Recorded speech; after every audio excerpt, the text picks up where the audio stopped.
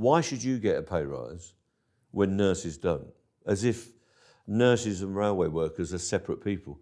As it happens, my wife has been a nurse and a trade unionist in the NHS for 38 years. And I was speaking to Pat Cullen last night. She's been a nurse in the NHS for 43 years, I think, and her entire family is. And loads of people in my family are in the NHS, and I'm sure everybody, there's 1 million NHS workers at least. Everybody's got them in their families, in their friendship groups. We're not separate people, we are the working class. But this division that goes on, we see it in other sectors. They try to pitch people against each other based on their identity, their heritage, race, religion, ethnicity, whatever you want to call it. They'll find a way of this pernicious, why are you getting it and they're not getting it? The problem is, people aren't getting enough in general. Railway workers have a set of conditions. They have moderate wages in general. Some of them have low wages, but they do get a set of conditions that we value. But what they try to say is, why should you have it? Why shouldn't you be like a Deliveroo worker? And that's what they're trying to do, as it happens, in the Royal Mail at the moment.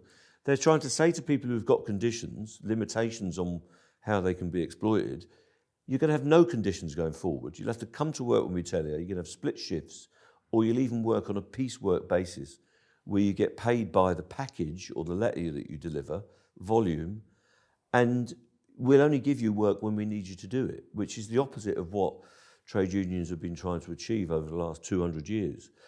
So these divisive tactics are the oldest play in their playbook, and we've got to stop it. And the media is an essential part of that. It's easy for them to put out hate-filled bile and poisonous messages in 3 or 4 word phrases, the Grinch at Christmas and what have you. Whereas for us, we've got to put a more delicate and nuanced message back to try and overcome this. And that's why channels like this are so important, because people can get their access to it elsewhere. I'm fully aware that there's a load of right-wing reactionaries doing the same stuff as well as you. But it's disappointing when the mainstream media just goes to the lowest common denominator. And I think BBC journalists are descending into that pit as well, because they're under a lot of pressure.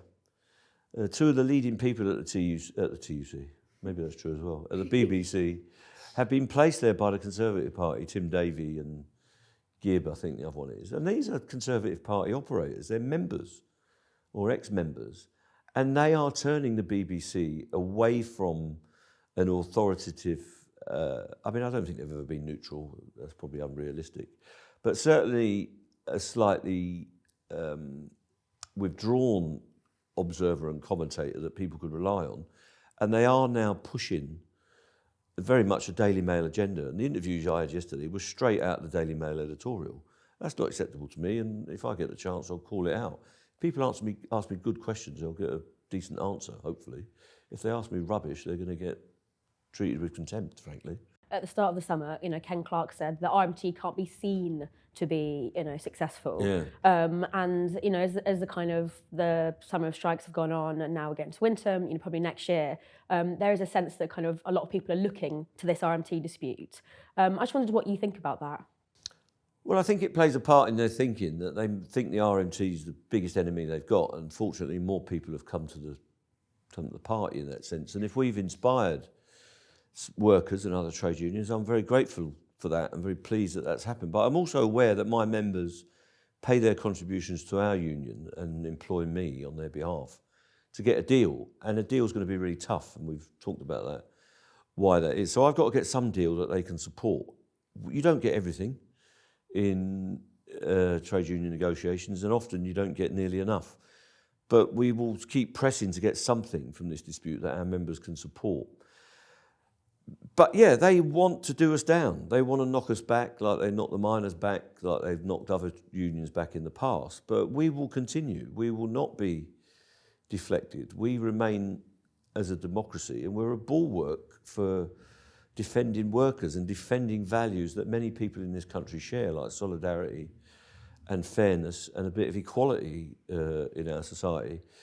So this union's been going 150 years now. This is the 150th anniversary of union's founding, and we'll be going for a long time after this government has gone, and some of these employers have passed on from the anthology of, I shouldn't use the wrong word, but the anthology of employers that we deal with. So I do find it inspirational, but also we've got a tough job to do, and we'll keep going no matter who comes up to try and bat us down.